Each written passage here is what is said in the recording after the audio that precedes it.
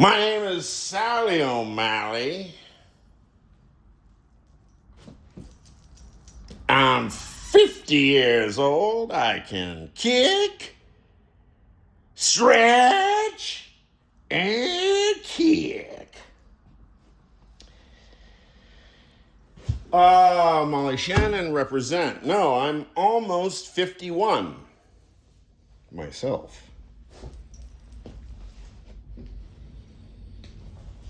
I've always liked the number 51. Why? It is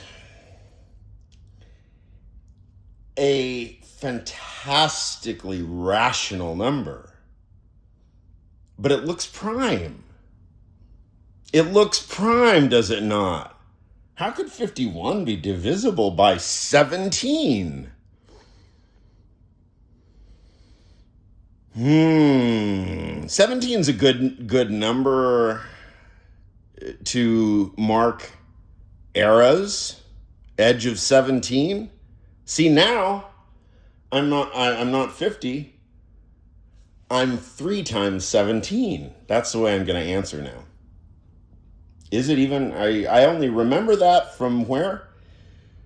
Mrs. Barrera, pre-algebra, 7th grade, Venado Middle School.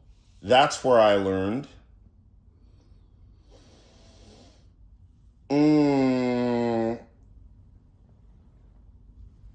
That 51 is divisible by 17 3 times.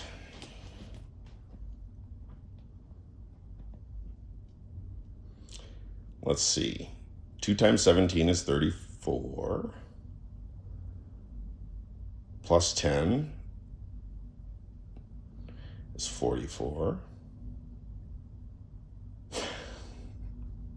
Plus 7 is 51.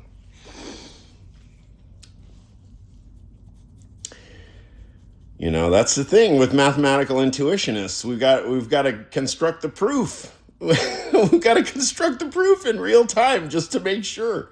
I mean, Kant says that 7 plus 5 is 12, but I think I'll check. I'm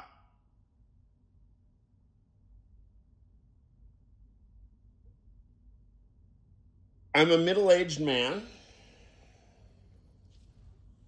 So I'm starting to get some now sense of where the elders, let's say the elders, when I was growing up, the elders, where they got their stupid fucking ideas. And now I'm getting a sense of it. I mean, the Adam Kinzinger thing, the children's book, is... It's a perfectly welcome example. You know, I don't prefer to criticize Kinzinger because he's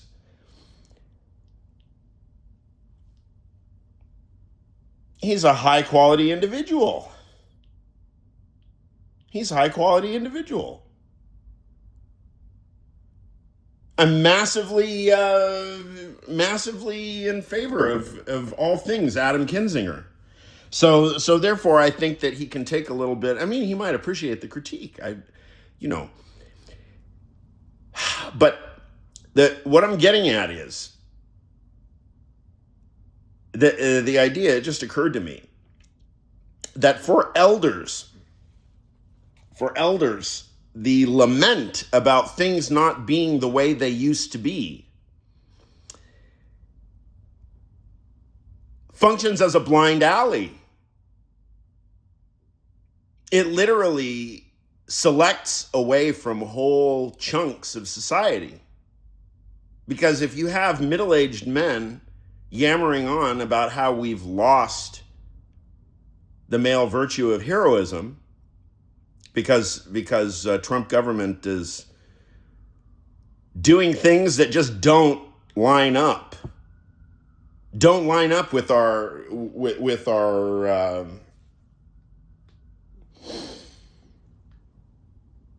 expectations, our expectations for how a virtuous or heroic leader, especially male leader, would behave. All manner of etiquette and mores and conventions and at least euphemisms, ordinary polite euphemisms that really are just designed as good faith gestures to reassure individuals about sustained relationships. Sustained relationships. If you have a sustained relationship with somebody, you better be nice.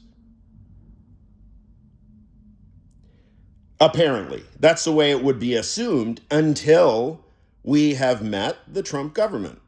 Now we have to reevaluate, apparently. So the comment back to Kinzinger about clavicular and heroism. Okay. Now, like it or not, clavicular is arguably a hero. Good-looking guy.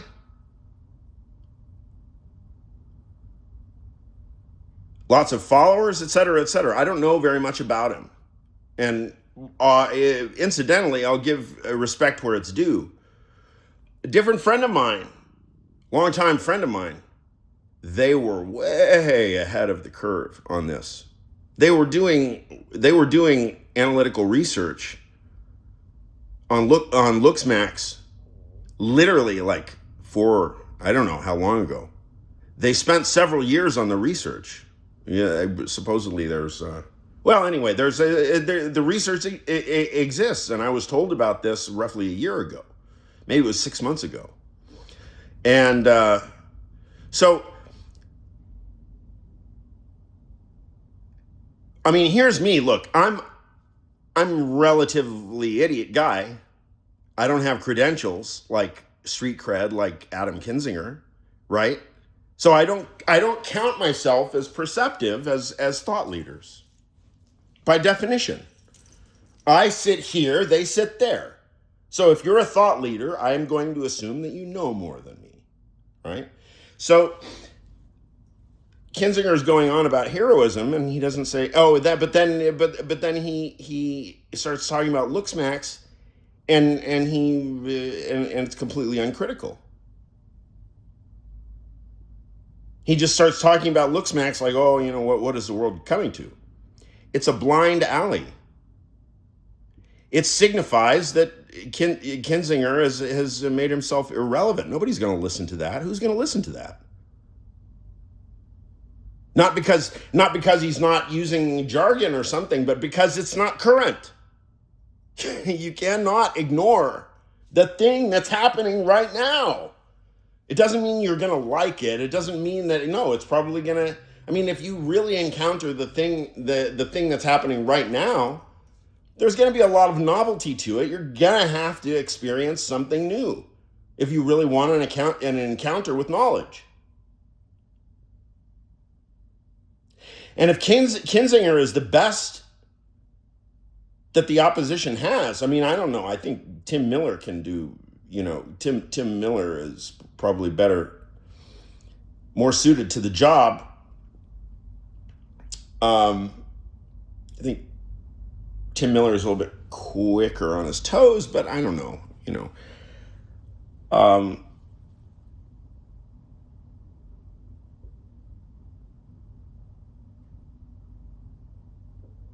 But beyond the concept of virtue, what I'm really talking about is I'm criticizing Adam Kinzinger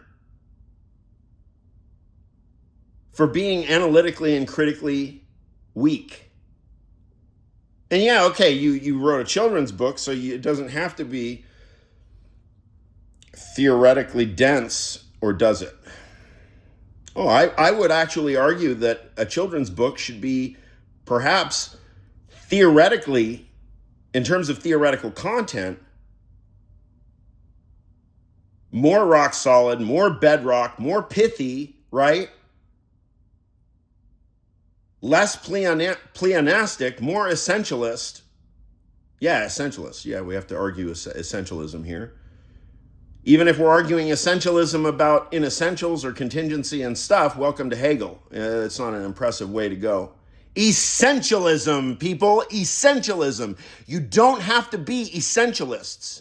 But in order to critique an argument, one of the ways of doing it is to treat the argument as an essentialist argument.